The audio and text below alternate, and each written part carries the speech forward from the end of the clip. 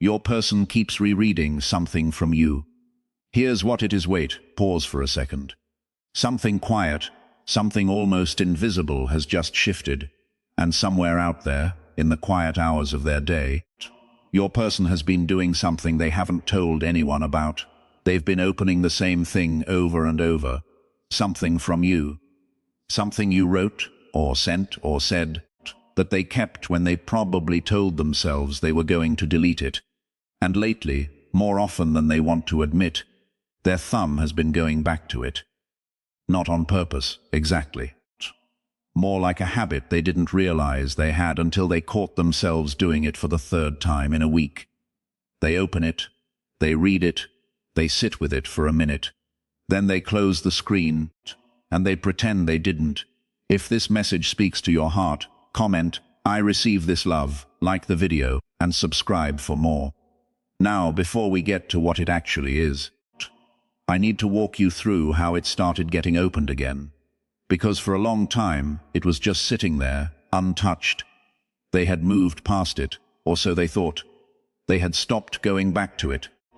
They had let it live in some folder, some thread, some place on their device that they didn't visit anymore.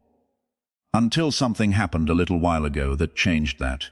A night, ordinary on the surface. A few people. A familiar room. The kind of evening you go to because saying no would have been more work than going. They had their drink. They had their quiet smile. They were doing the thing they've been doing for months now, which is showing up to their own life without fully arriving at it. And someone said your name, not as a topic, not as a story, just in passing. The way names get said when somebody is connecting one thought to another, and yours happens to fit. The person saying it had no idea what they were doing. They didn't know there was a particular weight on that name. They tossed it into the conversation the way you toss anything in, and the conversation kept moving. But your person had stopped moving inside. Stay with this, because the next part of what got said is what cracked it open. The third person didn't leave it at the name. They added something honest, something simple, a small observation about you that wasn't a story or an opinion, just a true thing they had noticed once. Maybe how you handled yourself in a hard moment. Maybe how you treated someone they cared about. Maybe how you carried yourself in a room. The kind of comment that doesn't try to convince anyone of anything. It just describes what's there. And describing what's there is the most dangerous thing anyone can do for a person who has been quietly editing the description for months. Your person held their face still. They nodded a little. They took a sip. They did the small adjustments people do when they don't want anyone to see what just happened to them internally. The conversation moved on. The night went on. And eventually, like every night, they got home. That's when the rereading started again. Not the same night, necessarily. Sometimes these things happen the next day. Sometimes a few days later, when they were doing something completely unrelated, scrolling for something else, and their thumb just steered them back to it without their full permission.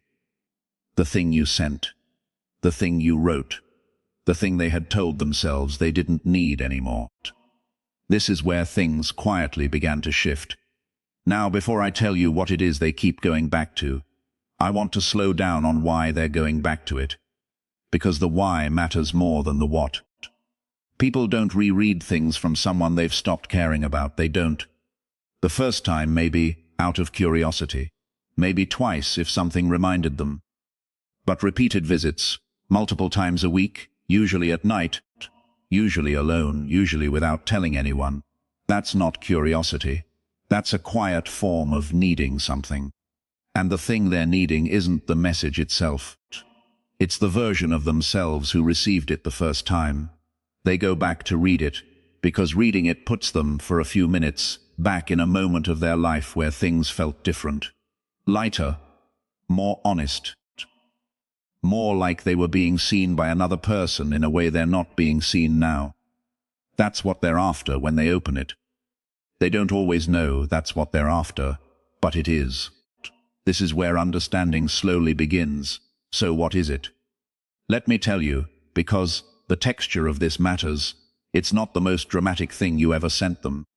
It's not a long letter, although it could be. It's not a confession of feelings, although it might be. Most of the time, in cases like this, the thing being reread is something quieter than that. It's a message you sent on a regular day. A message that wasn't trying to do anything. A message that was just the natural product of you being you. Paying attention to something specific about them. Saying a thing out loud that most people would have kept to themselves.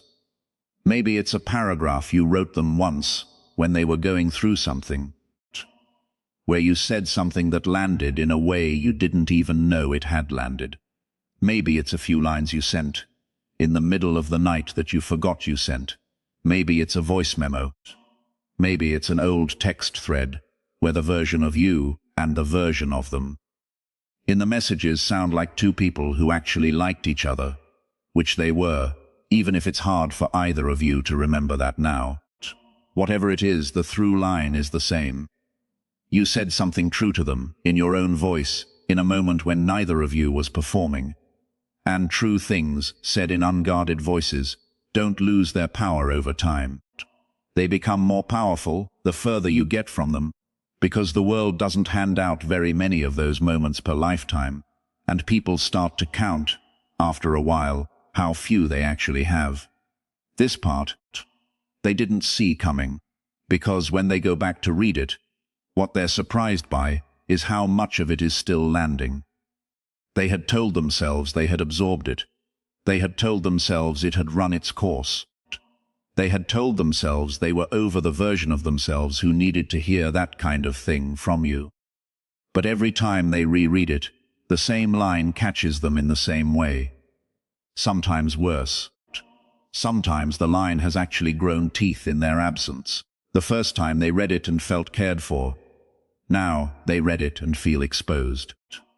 Exposed by the difference between how clearly they were seen by you then and how unclearly they're being seen by anyone now. That's the gap that's been doing the work. What happens next isn't loud, but it's the part that mattered most. Here's what I want you to picture, because the picture is everything. Picture them at the end of a normal day.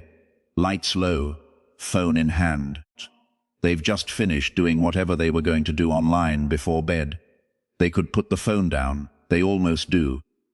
Their thumb hesitates. And then, without much thought, without making it a decision, they navigate back to the place where the thing from you lives. They open it. They read it. Maybe just a few lines. Maybe the whole thing. They don't react visibly. They don't message you. They don't take a screenshot. They just read it, and they let it sit on them for a minute. And then they close the screen, set the phone face down, and go to sleep. Tomorrow they will tell themselves they're done with it. Tomorrow night, around the same time, they will probably do it again. This is the part they're still trying to understand. If this resonates, let it settle in you. You don't need to do anything with it. Now I want to talk about what this means about them, because I don't want you to walk away with the wrong takeaway. The fact that they keep going back to read something from you doesn't mean they are sitting at home pining for you. It doesn't mean they are obsessed. It doesn't mean their life has fallen apart without you in it. None of those exaggerated readings are accurate.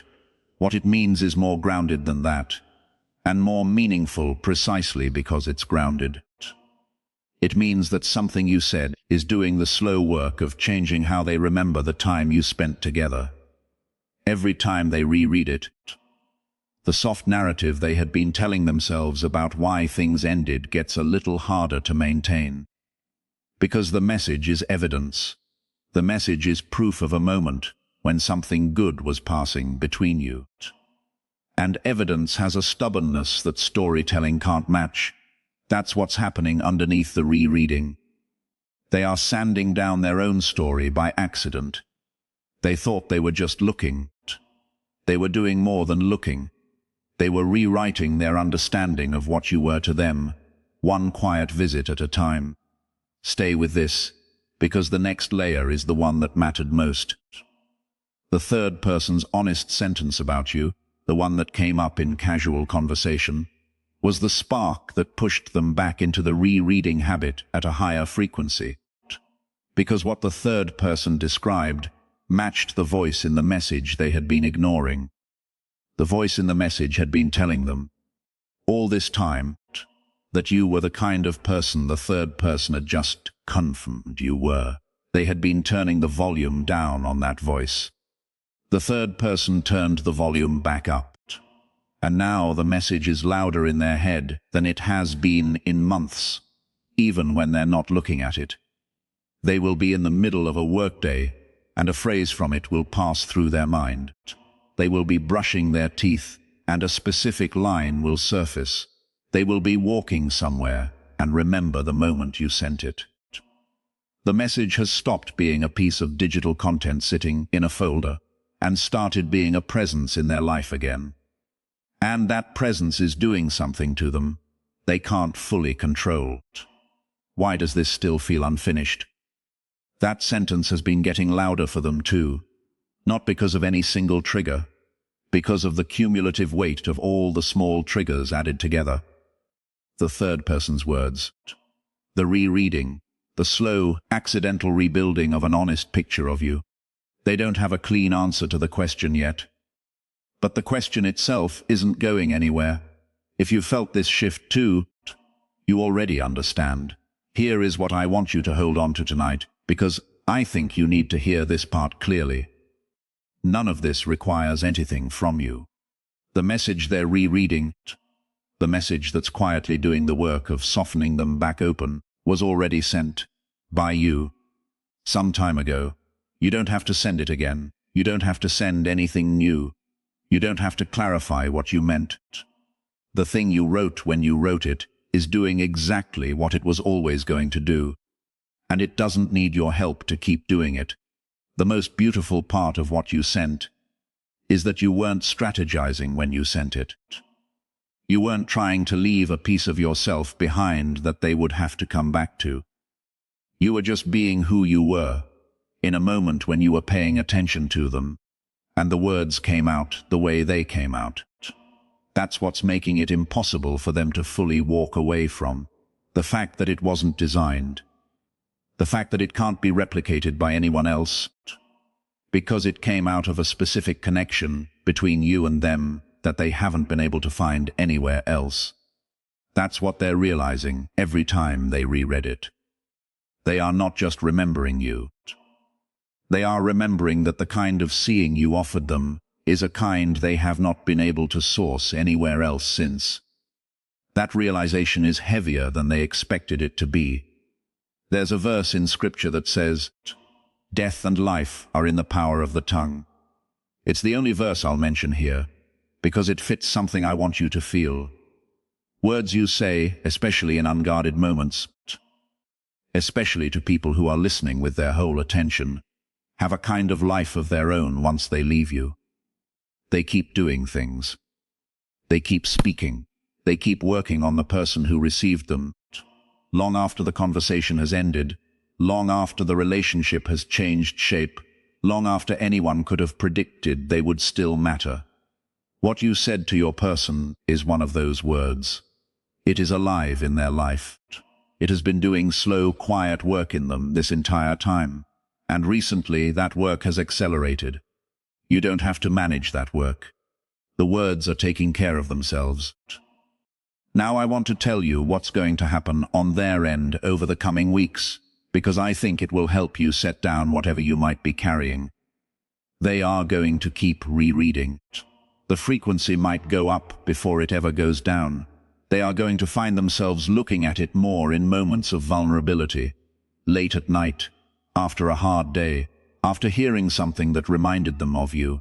Each time, the same quiet dynamic is going to play out. They are going to read it. They are going to feel something. They are going to close it.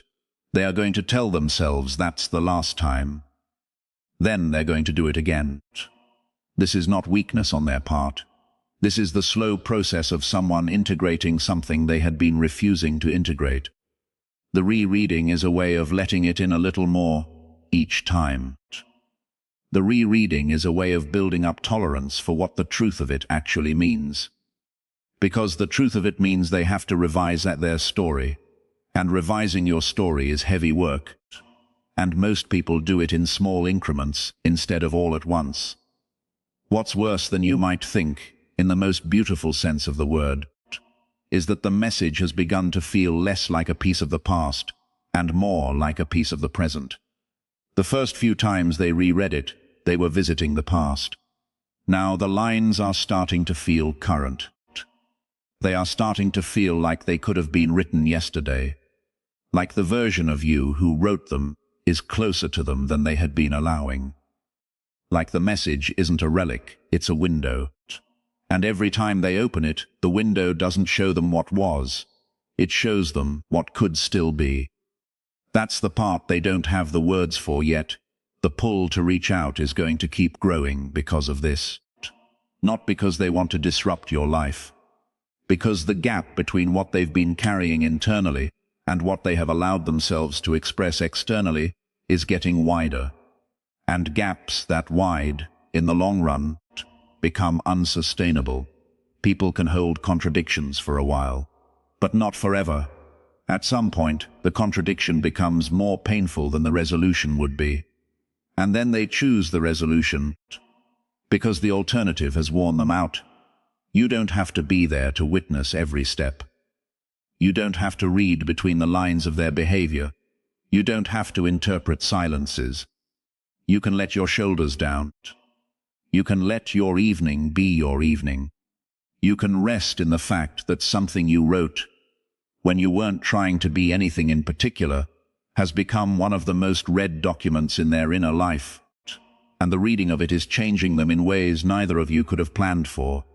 What you sent has more reach than you thought. Not in audience, in time. It is reaching across months. It will keep reaching for as long as it needs to, until whatever it was meant to do is done. Some words don't fade. Some words wait. Some words sit quietly in someone's archive until the conditions of their life have softened enough to let the words speak again. That's what's happening for your person. The conditions have softened.